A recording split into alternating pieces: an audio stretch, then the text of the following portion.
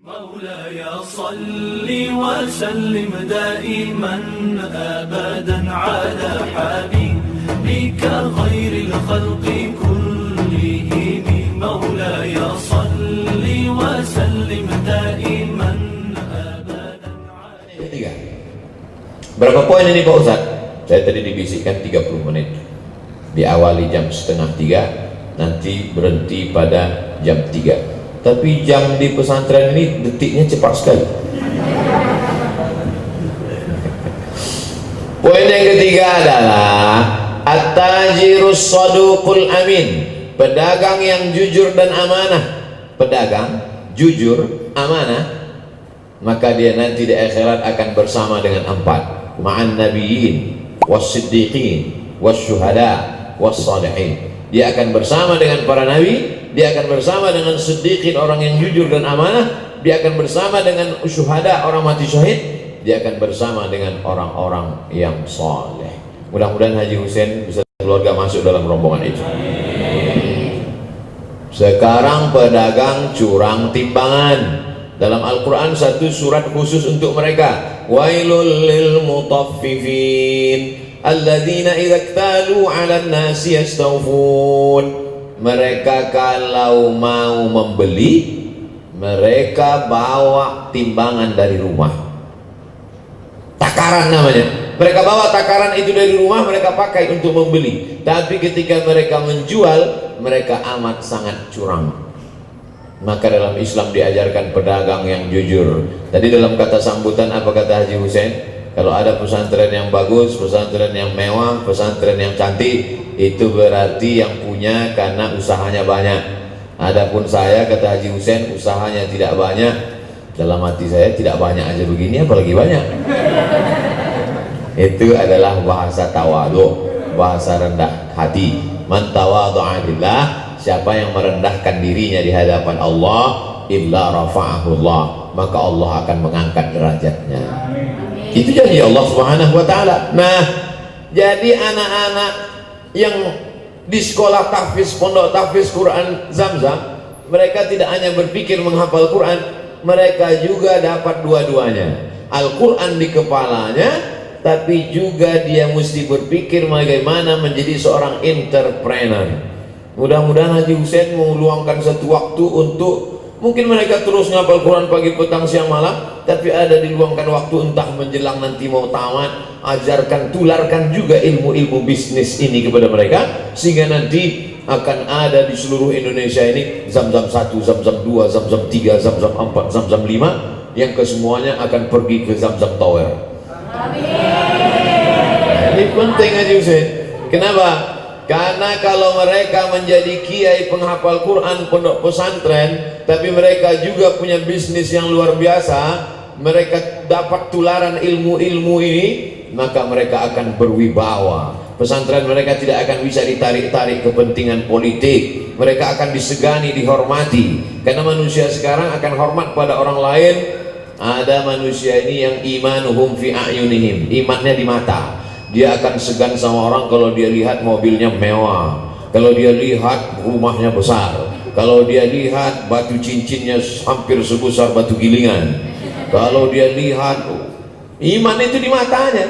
Oleh sebab itu maka anak-anakku tidak hanya berpikir hafal Quran, tapi insya Allah Allah bukakan pintu rezeki seperti yang dibukakan Allah kepada Haji Hussein.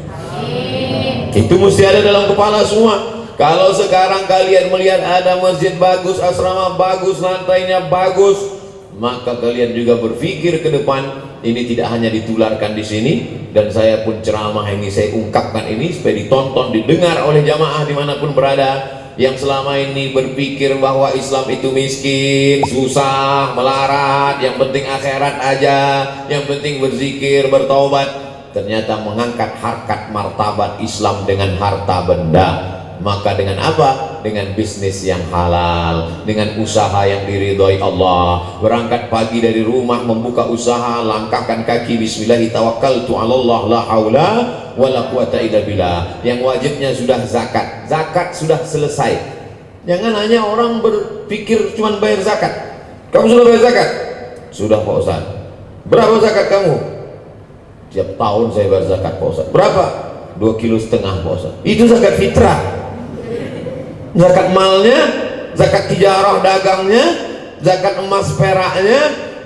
Di samping zakat kita masih ada infak, wakaf, sedekah. Itu jangan dikumpulkan jadi satu saja. Di sana ada zakat, di sana ada wakaf, di sana ada infak, di sana ada sedekah. Yang keempat, anak-anakku sekalian, selesai kalian menghafal Quran, selesai kalian sudah pendidikan, itu nikmat terbesar karena kepala kalian dijaga. Sekarang ada anak-anak yang sibuk dengan game online, PlayStation, sakau, mabuk, narkoba, pacaran, LGBT. Itu nggak ada obatnya. Bapak-bapak dari kepolisian tidak cukup untuk mengamankan Indonesia ini karena kurang banyak personil. Mau ditambah personil negara tidak sanggup, ditambah resesi ekonomi dan lain sebagainya. Maka kehadiran pondok pesantren membantu negara sehingga dapat meminimalisir kenakalan remaja. Betul atau tidak? Ini anak-anak muda mana sempat dia pacaran? Melihat perempuan pun dia tidak sempat. Anak-anak yang cabut di luar sekutu sekolah jalan sana sini, mereka tidak sempat. Mereka hanya ada dalam kepalanya itu ayat. Begitu nampaknya perempuan, summum bukmun umyum fahum la yarji'un, fa'asainahum fahum la yubsirun. Nampaknya lagi, innallaha la yastahi an yatriba masalan ma ba'un. Enggak sempat mampir di kepalanya. Tapi setelah nanti kalian berhasil, maka kalian seperti magnet. Mereka itu yang akan datang mendekat kepada kalian. Kalau tak percaya, tanya Ustaz Hasbi, tanya abang-abang kelas saya. Nah, oleh sebab itu, yang terakhir, poin yang kelima, bahwa jangan sombong, jangan angkuh. Walaupun nanti kalian jadi bisnismen, punya pondok pesantren, punya usaha, cita-citanya sudah sampai, orang yang sombong tetap juga akan dijatuhkan Allah Subhanahu wa ta'ala. La yadkhulul jannah, tak masuk surga, man kana fi qalbihi, siapa yang dalam hatinya mithqala habbatin min khardalin min kibrin, ada sombong walaupun sebesar biji sawi. Azan asar sudah terdengar. Azan asar itu gunanya untuk tahu masuk waktu dan mengajak orang sholat. Karena supaya acara kita ini tidak putus, maka masyarakat sebelah sekeliling sudah tahu. Andai pun tidak azan sini, mereka sudah tahu bahwa masuk waktu sholat. Dan kita pun tidak panggil mereka datang, karena kalau suruh ramai datang nanti melanggar gugus COVID, protokol kesehatan. Nanti tetap dikumandangkan azan di akhir majelis jam 3 kurang 5, kita baca doa untuk keberkahan. Al-Fatihah.